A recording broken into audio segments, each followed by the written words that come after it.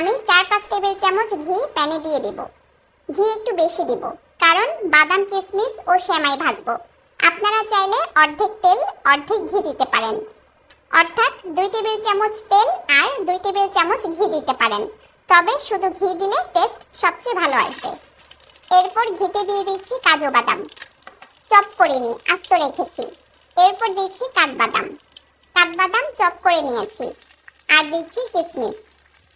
এগুলো আপনারা আপনাদের পছন্দ মতো পরিমাণে দিয়ে দিবেন।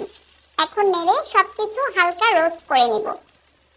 এগুলো ভাজার সময় চুলার আঁচ হাই হিটে রাখবেন না, লোতে রেখে ভাজবেন। চুলার আঁচ বেশি থাকলে পুড়ে যাবে, এগুলোর কালার নষ্ট হয়ে যাবে, সেমাই দেখতে ভালো লাগবে না। মিনিট খানেক ভেজে এরপর সবকিছু উঠিয়ে নিব। আগেই বলেছি বেশি ভাজবেন না, তাহলে কালো হয়ে যাবে। বাদাম 200 গ্রামের একটা লাচ্ছা সেমাই প্যাকেটে সবটা দিয়ে দিচ্ছি। 200 গ্রামের এক প্যাকেট দিয়ে রান্না করা লাচ্ছা সেমাই আপনারা 5-6 জনের জন্য সার্ভ করতে পারবেন। সেমাই দিয়ে অনবরত ঘিয়ের মধ্যে নেড়ে নেড়ে ভেজে নিব।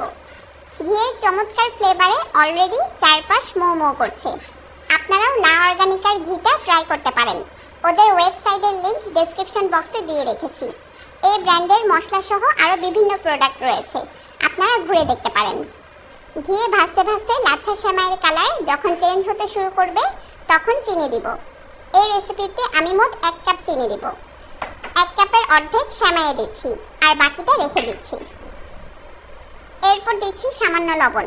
মিষ্টি খাবারে সামান্য লবণ দিলে স্বাদ অনেক বেড়ে যায়, তবে একদম সামান্য দিবেন। দিচ্ছি 4-5 টেবিল চামচ গুঁড়া দুধ। এবার নেড়ে নেড়ে সবকিছু মিশিয়ে দিচ্ছি। চুলা মিডিয়াম আঁচে আছে।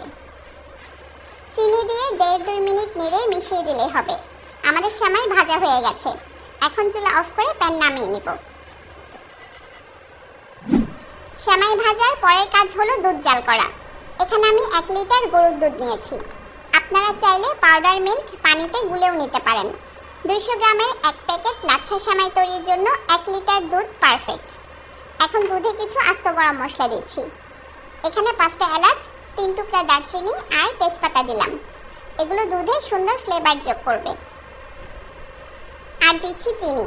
আপনারা মিষ্টি কেমন চান সে অনুযায়ী চিনি দিবেন। আমি মোট 1 কাপ চিনি দিলাম। সেমাইয়ের মধ্যে অর্ধেক দিয়েছি আর দুধে বাকি অর্ধেক দিলাম। এবার নেড়ে নেড়ে দুধ হাই হিটে জাল করে নেব। দুধ জাল হতে থাক, এ ফাঁকে আমি ভাজা সেমাইটা পাত্রে সেট করে নেব। আমি কাচের ছড়ানো পাত্রে সেমাই সেট করব, সেজন্য ভাজা সেমাইগুলো পাত্রে নিয়ে নিচ্ছি। এরপর পাত্রে সমানভাবে এগুলো ছড়িয়ে দেব। সেমাই ছড়িয়ে দেওয়ার পর এবার ভাজা বাদাম ও কিশমিশ ছড়িয়ে দিচ্ছি। সবগুলো বাদাম কিশমিশ দিব না, কিছুটা রেখে দেব। এগুলো ফাইনাল ডেকোরেশনের সময় দিয়ে দিব। সেমাই সেট করা হয়ে গেছে। এদিকে দেখুন দুধ ফুটতে শুরু করেছে। আপনারা চাইলে দুধ জাল করতে করতে কিছুটা ঘন করে নিতে পারেন, তাহলে স্বাদ সবচেয়ে বেশি ভালো হবে।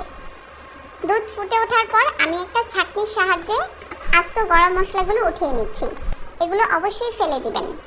এবার ফুটন্ত গরম দুধ সেমাইয়ে দিয়ে দেব।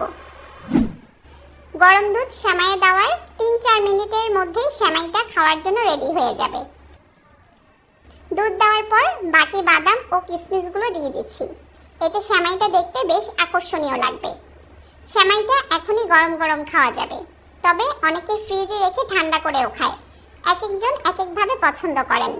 ঈদে এভাবে লাচ্ছা সেমাই ট্রাই করতে পারেন। যে কোনো বিশেষ দিন অথবা অতিথি আপ্যায়নে এটা সার্ভ করতে পারেন। সকাল বা বিকালের নাস্তায়ও সবাই খুব পছন্দ করবে। আমি অলরেডি চমৎকার ফ্লেভার পাচ্ছি, দেখতেও অনেক লোভনীয় হয়েছে। বাসায় ট্রাই করে জানাবেন কেমন হলো। আর কি কি রেসিপি চান তাও কমেন্টে জানাতে পারেন। সবাই ভালো থাকুন, সুস্থ থাকুন। আল্লাহ হাফেজ।